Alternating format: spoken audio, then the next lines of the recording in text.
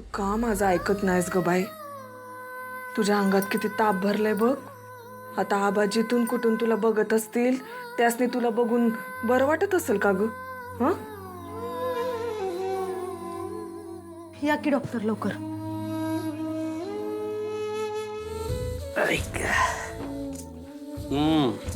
काय झालंय?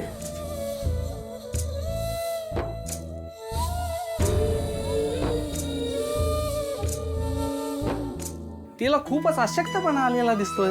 डॉक्टर अहो कालपासून ती फक्त पाण्यावरच आहे. तिनं काहीच खाल्लेलं नाही. मग बरोबरच आहे. आता जेवणच केलं नाही म्हणल्यानंतर मग शक्ती कशी राहील?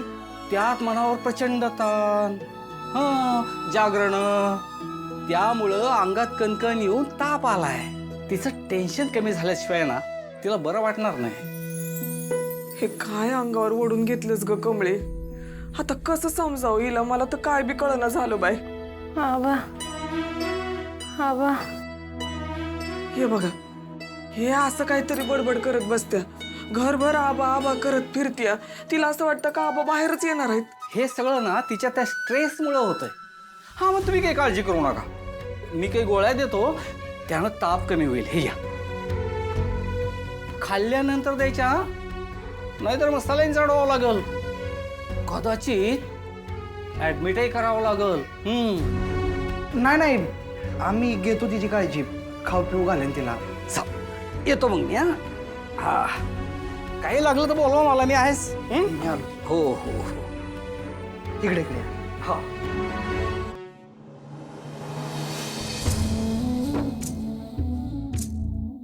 कमळे बाय, चल उठ, 2 घास खाऊन घे बाय. मला नको काय. अगं असं नको नको करून कसं चालेल? आता डॉक्टर काय म्हणलं? पोटात 2 घास गेले तर या गोळ्या घेता येतील ना बाई. चल ना बाई. काय बाई, ही पोरगी माझं ऐकतच नाही. आता कसं समजावून सांगायचं हिला? सरू काकी तू टेन्शन घेऊ नको, नाहीतर तुझी आणि तब्येत बिघडायची. आणि मग काय करायचं मग ते तर सांग. मी काय म्हणालोय, एकदा ऋषीभाऊंच्या कानावर घालायचं काय सगळं? हां, मला बी तसंच वाटतंय. निघे, मी आलो. बरं, मला एक काम आहे ते करून मी डायरेक्ट ऑफिसला पोचते. तुम्ही पण पोचा. Excuse me.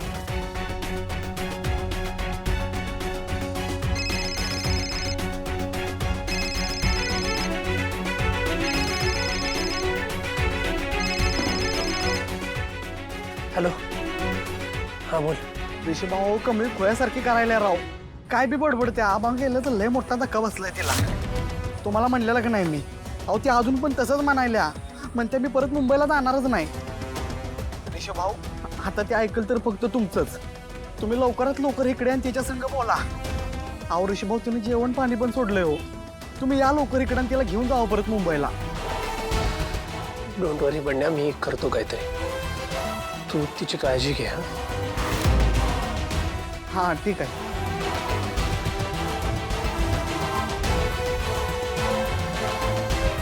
अरे ऋषी, काही प्रॉब्लेम झालाय का? Any problem? नाही, जरा पर्सनलच. पर्सनल म्हणजे कमळीच ना? हो. डोंट वरी, कामावर परिणाम नाही होणार माझ्या. ऋषी तू अरे वेडा आहेस का? हे बघ, आजपर्यंत मी कधी तुला तुझ्या कामावरून काही बोललोय किंवा आईसारखं धारेवर धरलंय? काय झालंय मला नीट सांग. दादा, कमळी तिच्या गावी गेली आहे. जे आबा गेल्याचं तिला माहित नव्हतं ते अचानक कळल्यामुळे खूप शॉक बसलाय तिला. मला गावी जावं लागेल तिच्या. दादा, मला खूप काळजी वाटते तिची. अरे वा, ही तर माझ्यासाठी मोठी संधीच आहे. हे बघ ऋषी, मला जरी त्या कमळीचा कितीही राग येत असला तरी आत्ता तू तिच्यासोबत असणं जास्त महत्वाचं आहे असं मला वाटतं. हे बघ, तू जा तिच्याकडे. अरे पण प्रेझेंटेशनचं काय? हे बघ, डोंट वरी, मी सगळं व्यवस्थित बघेन.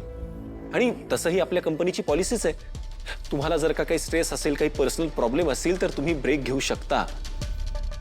तू तर बॉस आहेस ना कंपनीचा. You please go ahead. हां, फक्त जाताना प्रोजेक्टच्या सगळ्या फाईल्स मला देऊन जा. हो, मी आईला एकदा इन्फॉर्म करतो फक्त. अरे ऋषी थांब, वेडा आहेस का तू? कसं आहे, आईला जर का तू कमळीबद्दल काही सांगितलंस तर ती उगाच तुझ्यावर अजून चिडेल. अरे मी सगळं व्यवस्थित सांगतो ना तिला वेळ आल्यावर. तू प्लीज जा, निघायचं बघ. हा थँक्स. हे खाल्लं ना का तुला बरं वाटेल. हा चल. काय मला बरंच वाटतंय ग. मला नको काय खायला. असं का करायलीस ग कमळे? डॉक्टर काय म्हणले? पोटात 2 घास गेल्याशिवाय तुला औषध घेता येणार नाही. मग तुला बरं कसं वाटेल? तुला बरं वाटायला पाहिजे का नाही? मग घे, खाऊन घे चल. अगं सकाळपासून 3 वेळा काकीने खीर केली. तिला वाटलं तू आत्ता खाशील मग खाशील, तर तू तोंड बी लावायला तयार नाहीस. असं नको करूस का कमळे. काकीच्या मनासाठी तरी खा की ग. निघे, ज्यांच्यासाठी हे सगळं सुरू होतं तेच या जगात नाहीत.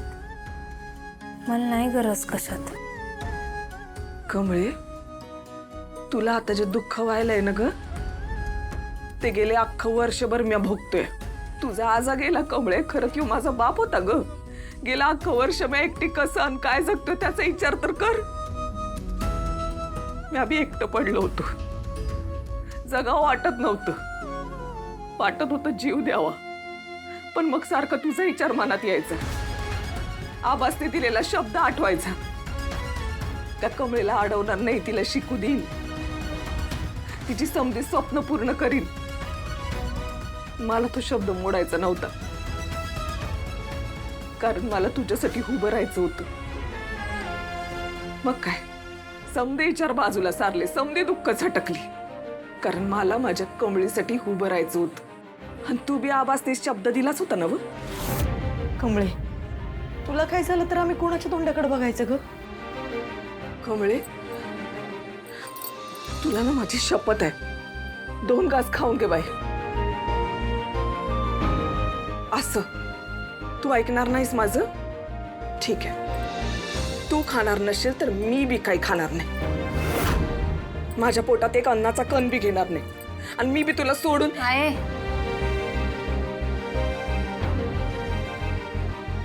आबा सोडून गेलं ग. तू तर असं नको बोलू.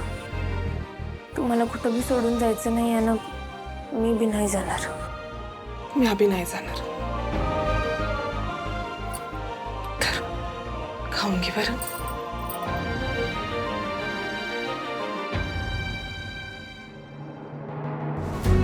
मॅडम, आजचं इंजेक्शन दिलंय, आताच सलाईन लावली आहे. संपली तर आवाज द्या, मी बाहेरच आहे. हो.